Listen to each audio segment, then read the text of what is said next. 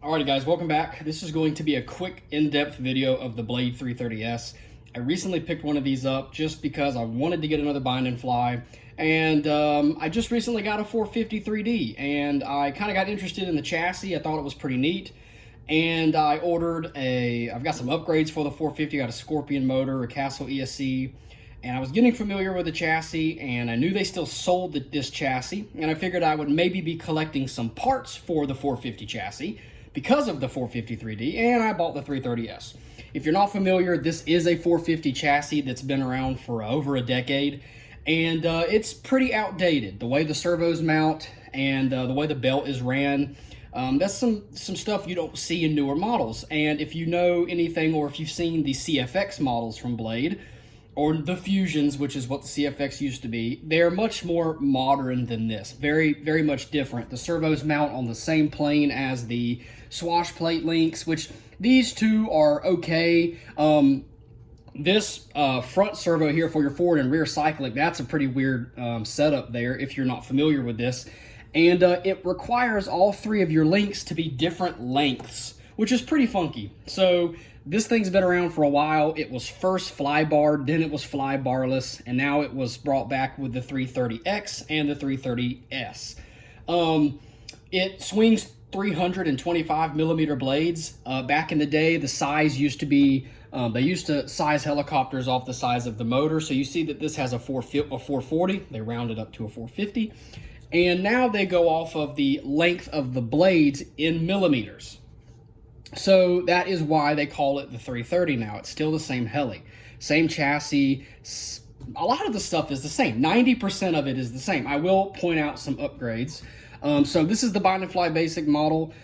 It was $430, I think. I don't even remember. It was $430, which is not bad. I know it seems expensive for a little plastic chassis helicopter, but when you start building helicopter kits, you will really appreciate the value that you get in these Blade bind and fly helicopters. Yes, the quality may not be of a kit, and you will buy electronics and stuff and such that are much better quality and higher performing, but it's really, really hard to compare a kit to this, because for $430, you get this helicopter completely ready to go with some pretty nice stuff compared to what you used to get, and I'll get into that. So first off, let's look at this canopy here. It is a fiberglass canopy. It was carried over from the 330X. This was actually the optional canopy for the 330X. It is now being used as the default canopy for the 330S. I absolutely love this thing. The colors are great. My particular canopy is of perfect quality, no cracks, very little imperfections in the paint, just a few here and there. I mean, for fiberglass, this is really, really good. Very easy to see as well, and I love how it is a little bit larger on top and then it kind of skinnies down. It reminds me of the old Goblin canopies. So let's put that aside and take a look at the helicopter. So you have a plastic chassis, of course. You have a helical main gear. This is a 135 tooth helical main gear. You have a secondary gear here that actually runs the belt. That's a little bit weird if you're familiar with the newer helis. There's usually a pulley on the top, the main pulley, and the belt would simply wrap around. Right here, you'd be able to see the belt. That's how the newer Blades are. Goblin does it a little bit different because they have a pulley system for their motor. They don't use a pinion gear, a traditional pinion gear. But you can see there that you have the secondary gear that is not helical, and it connects to a little gear here on a shaft that runs up. It has a little teeny pulley on it that the blade connects to. That's how you run, that the belt connects to. That's how you run the belt on this helicopter. So there's a little bit more going on, a little bit harder to see your belt. You literally cannot see the belt at all other than right here in this little window they provide where you can check your tensioning. So that's the only way you can see it. There is no tail belt guide. It just simply runs straight through the tube or the boom. So no tail belt guide, no extra bearings there. I guess you could look at that as less rotational parts if you'd like, but it's an older design. Moving on from that, you can see that we have our forward and rearward cyclic servo here. This is a pretty funky thing if you're not familiar with this, with the older design here. You've got these two links connected to two horns that drives the forward link there on the swash. That's pretty interesting. There's a lot of stuff going on. In the newer helicopters, it's literally just the servo is attached somewhere very close, and the horn is directly connected to the link. You know, it's better that way, but hey, I can't fault this thing too hard because it does work just fine. A little bit more difficult to tune properly, a little bit more adjusting is involved, but it's really not a big deal, and I wouldn't hold it against this helicopter too terribly. Speaking of the servos, you do get the newer servos. This is the 3055 and you get the 3065.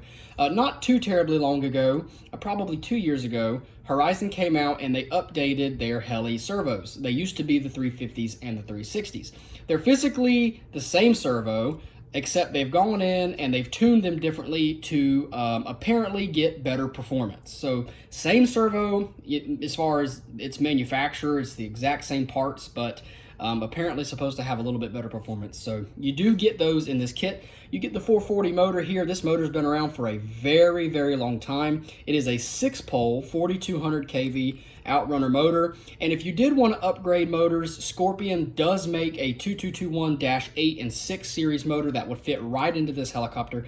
I actually have one that I'm putting in my other 450, and you could upgrade the motor if you so wished. Speaking of upgrading the motor, let's look at the ESC. This is a 30 amp Avian ESC. Now, it is just simply a Hobbywing ESC. This is their smart line of products. There is more adjustability with this ESC than ever before in their helicopters, other than their Castle stuff when they would partner with Castle. I would love to see Castle ESCs make a comeback in these, but because they have their own little, their own little smart brand that they're pushing, we're not going to see that, sadly.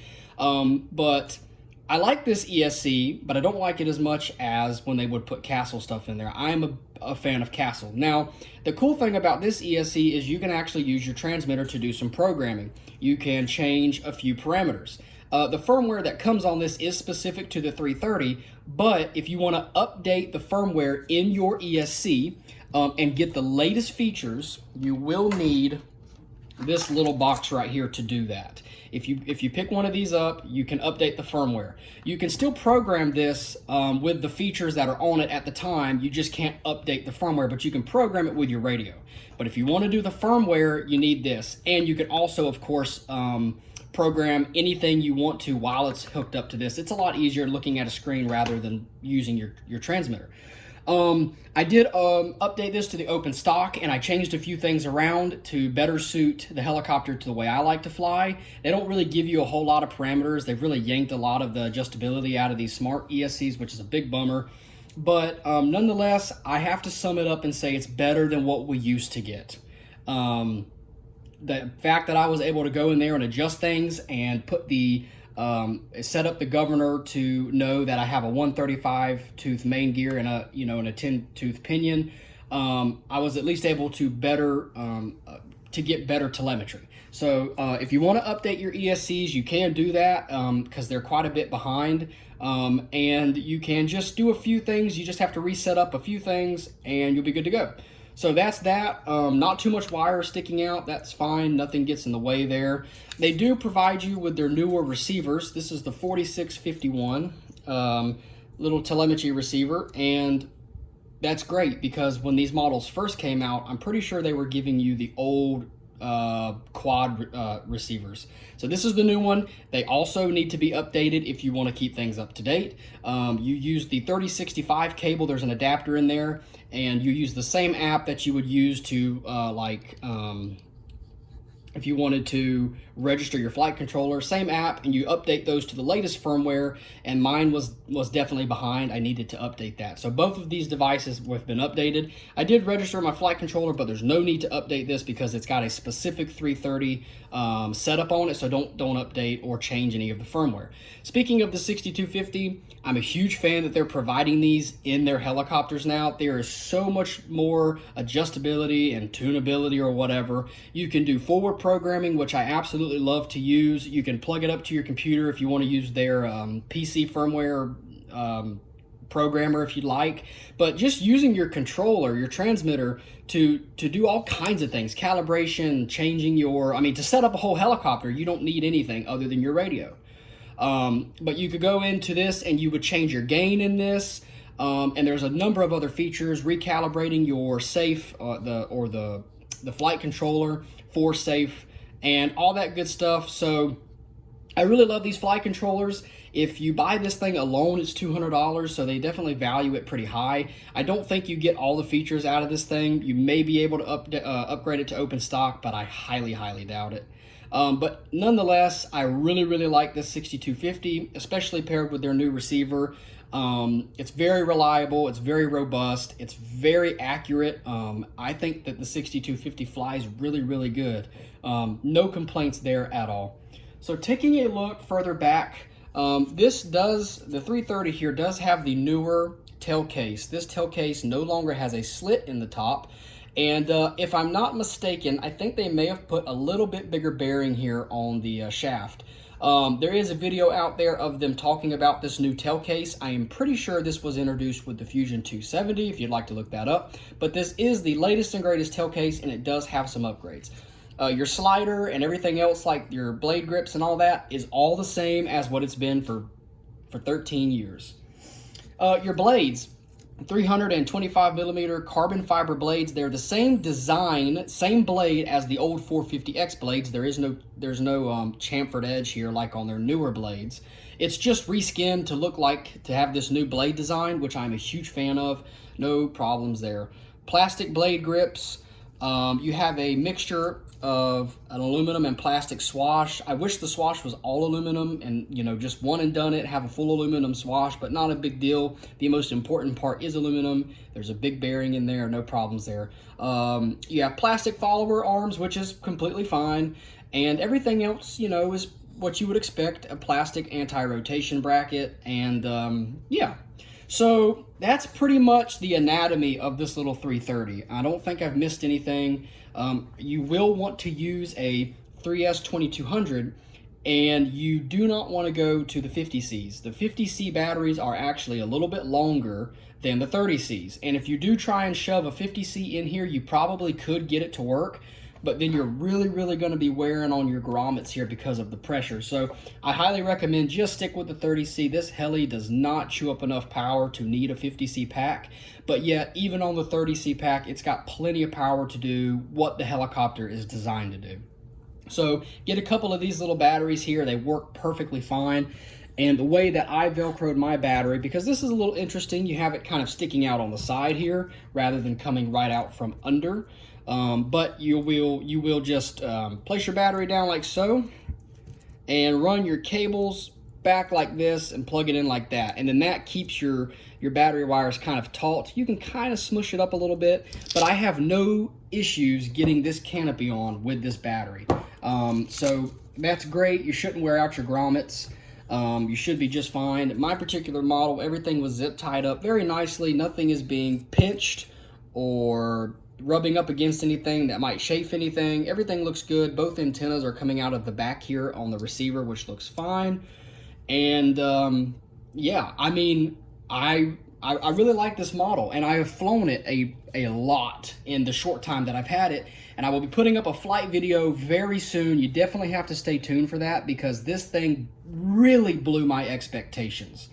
I am very, very happy with the performance right out of the box. Nothing's been touched here. This is right out of the box, how the factory set it up. I am extremely, extremely impressed with the way this helicopter flies, the way that safe works, how smooth it is, how predictable it is. I really love this thing. I really do. So stay tuned for that video. It'll come up sometime. And if you have any questions about the 330, please leave a comment, and thank you for watching.